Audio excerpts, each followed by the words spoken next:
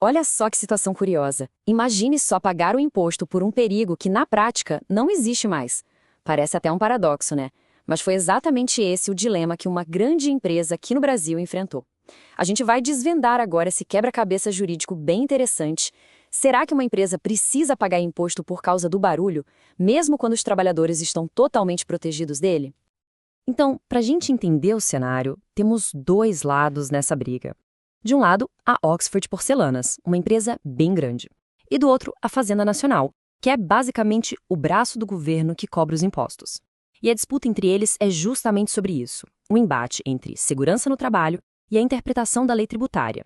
Para a gente entender direitinho como essa história se desenrola, vamos seguir um roteiro bem simples. Primeiro, que imposto é esse? Depois, vamos ver como a empresa se defendeu. Aí, entra a carta na manga do governo, uma decisão do Supremo. Mas o caso tem uma reviravolta e, por fim, a gente vê a decisão final e por que ela é tão importante. Vamos direto ao ponto.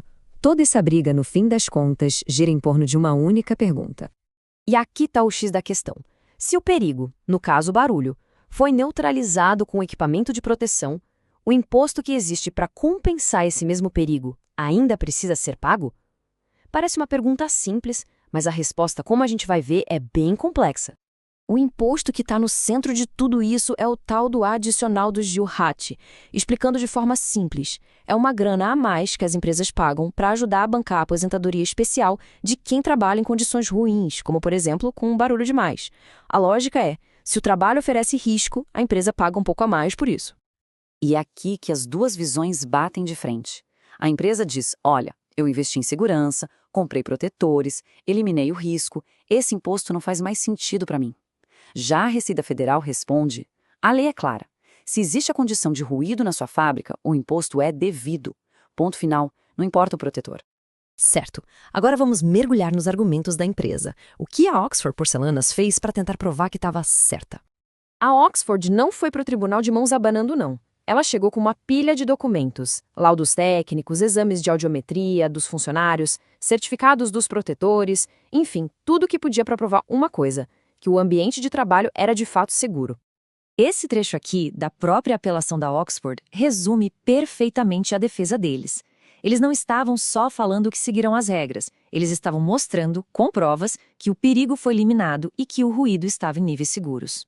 Parecia um caso bem sólido para a empresa, certo? Pois é, só que a Fazenda Nacional tinha uma carta poderosa na manga. Uma decisão da mais alta corte do país, que deveria, em tese, encerrar a discussão. E essa carta é o chamado tema 555. É uma decisão do STF que funciona como uma regra geral. E ela diz, basicamente, que no caso específico do ruído, mesmo que o trabalhador use protetor auricular, ele ainda tem direito à aposentadoria especial. Para a Receita Federal, isso era o checkmate. E o texto da decisão do Supremo é bem direto ao ponto. Ele diz que a palavra do empregador sobre a eficácia do protetor não tira o direito do trabalhador. A partir daí, a lógica da Receita Federal parecia blindada. O raciocínio da Receita e da primeira instância foi simples e direto.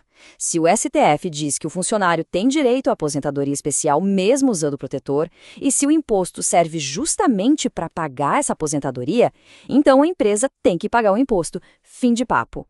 Mas será mesmo? É aqui que a história tem uma virada daquelas. O caso subiu para o Tribunal Regional Federal e o juiz relator, o desembargador Leandro Paulsen, resolveu olhar para esse problema de um jeito completamente diferente.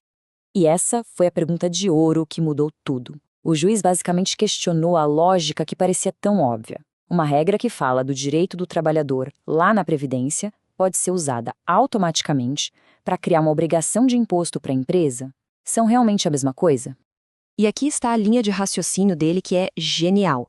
Ele diz que a decisão do STF regula a relação do trabalhador com o INSS, não a relação de imposto da empresa com o governo. Ele, na prática, falou, opa, pera um pouco, não dá para simplesmente copiar e colar essa regra aqui sem pensar. Então, o ponto central, a grande virada, é essa. No direito tributário, para cobrar um imposto, precisa existir o que a gente chama de fato gerador, ou seja, o evento que dispara a cobrança. A Oxford provou com documentos que esse evento, a exposição ao ruído perigoso, não aconteceu. O juiz concluiu que uma regra da Previdência, que protege o trabalhador por uma espécie de presunção, não pode passar por cima do direito tributário, que exige prova concreta. Uma coisa é garantir um benefício, outra, bem diferente, é criar um imposto. Com tudo isso na mesa, vamos então ver como o caso terminou e o que a gente pode aprender com essa história toda. O resultado final? Vitória para a empresa. O Tribunal Regional Federal aceitou a apelação da Oxford e simplesmente cancelou a cobrança do imposto.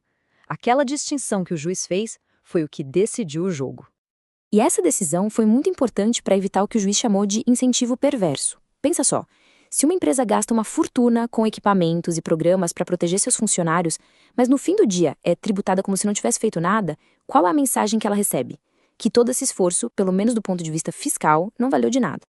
Então, no